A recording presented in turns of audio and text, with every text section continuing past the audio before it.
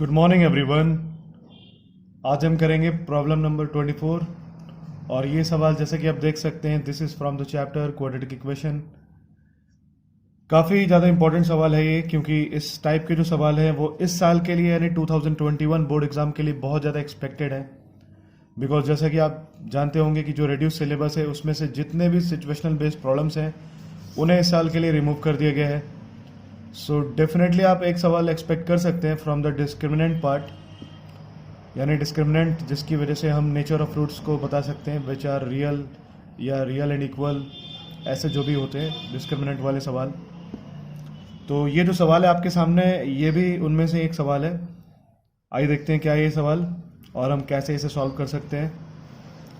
तो सबसे पहले जैसे कि आप देख सकते हैं यहाँ पर लिखा हुआ है if the roots of the equation a square plus B square x square minus 2 bracket a c plus B d x plus c square plus D square is equal to 0, यानी ये जो एक कंप्लीट क्वाड्रेटिक इक्वेशन है इसके जो roots हैं they are equal roots.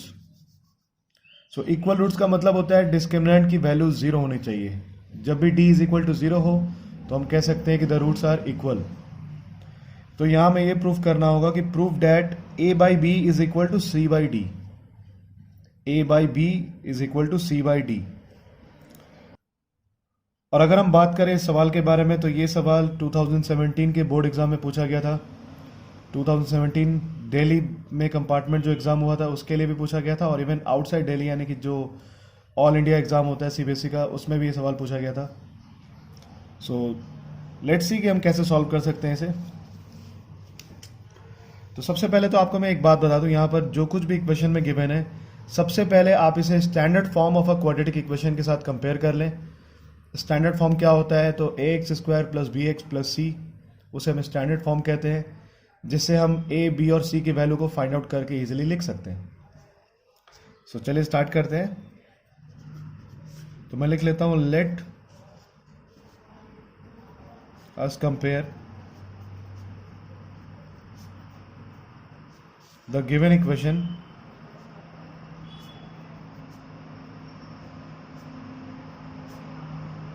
with the standard equation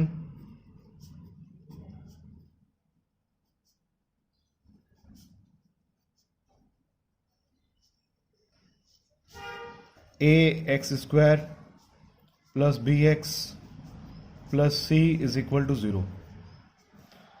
normally जो हम स्टैंडर्ड इक्वेशन लिखते हैं उसमें आपने देखा होगा a b और c ये तीनों स्मॉल लेटर्स में लिखे जाते हैं, बट यहाँ मैं स्मॉल लेटर्स में नहीं लिख सकता हूँ बिकॉज ऑलरेडी स्मॉल लेटर्स में ए बी और सी क्वेश्चन में ही गिवन है। सो इसलिए मैंने यहाँ पर कैपिटल लेटर यूज़ किया A X square plus B X plus C. और इस बात का आपको बहुत ज़्यादा ध्यान रखना चाहिए कभी भी किसी भी सवाल को सॉल्व करते हुए कि do not use the same letters.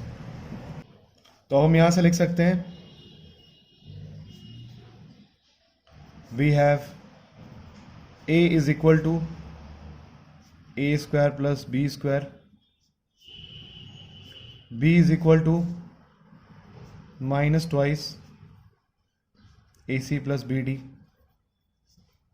and c is equal to capital C है ये c square plus D square.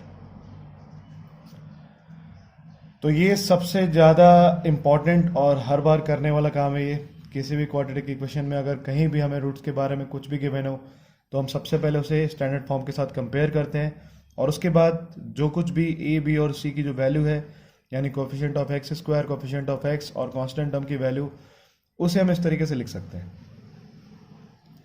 इसके बाद हम कंडीशन के ऊपर आएंगे। सो हमें पता है कि जब भी किसी भी इक्वेशन में अगर इक्वल रूट्स हो तो इक्वल रूट्स के लिए डी की जो वैल्यू होती है it is equal to 0।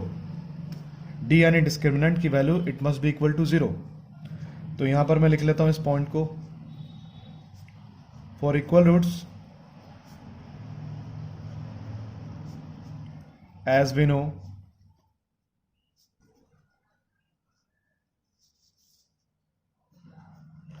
the discriminant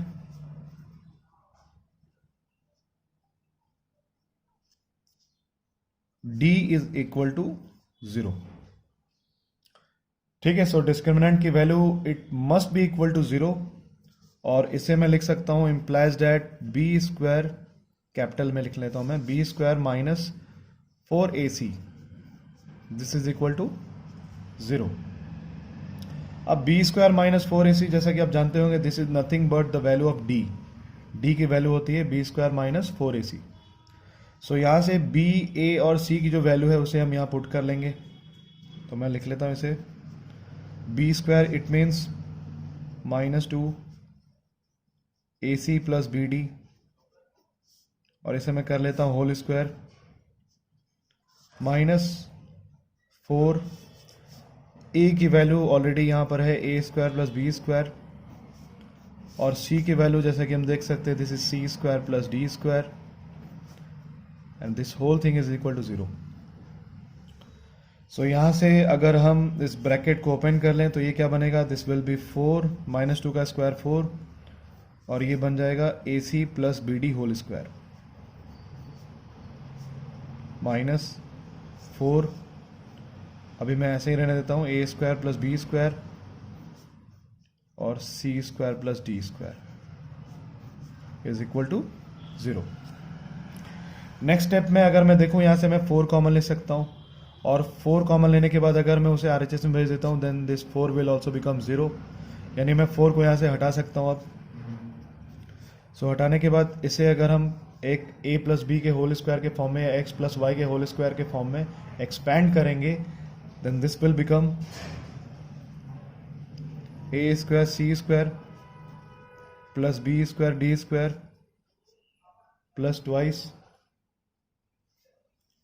AC b D minus, अगर हम ए स्क्वायर को इनके साथ मल्टीप्लाई कर लें, then this will become minus A square C square minus A square D square, फिर बी स्क्वायर को भी मल्टीप्लाई कर लेता हूँ, then this will become minus B square C square minus B square D square is equal to 0।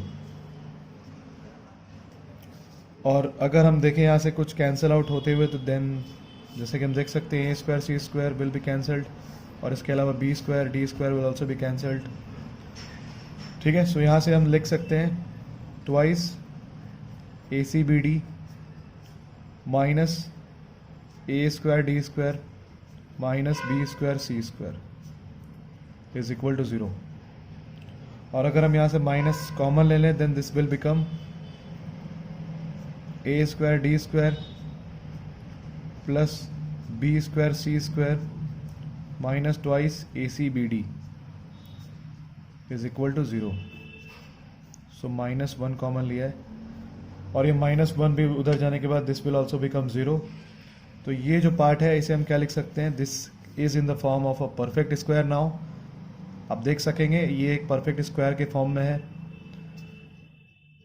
सो किसके form में है, अगर आप ध्यान से देखेंगे, then this is AD minus BC whole square is equal to 0। Square को अगर मैं उधर भेज दूं तो 0 का square root is nothing but 0, so AD minus BC is equal to 0। और यहां से अगर मैं देखूं, then AD will be equal to BC। और अब हमें जो प्रूफ करना था सवाल में, जैसे कि आप देख सकते हैं, A by b is equal to C by d. तो यहां अगर मैं B को ले आऊं LHS में और D को ले जाऊं RHS में, तो फाइनली मैं लिख सकता हूं therefore A by b is equal to C by d. That's it. So definitely a very easy question, बहुत आसान सवाल है ये, और उम्मीद करता हूं कि आपको ये सवाल अच्छे से क्लियर हो गया होगा, ठीक से समझ में आया होगा आपको ये सवाल। जो कंडीशन इंपॉर्टेंट है, हमेशा याद रखने वाली जो बात है यहाँ पर, वो मैं आपको एक बार फिर से रिपीट कर देता हूँ।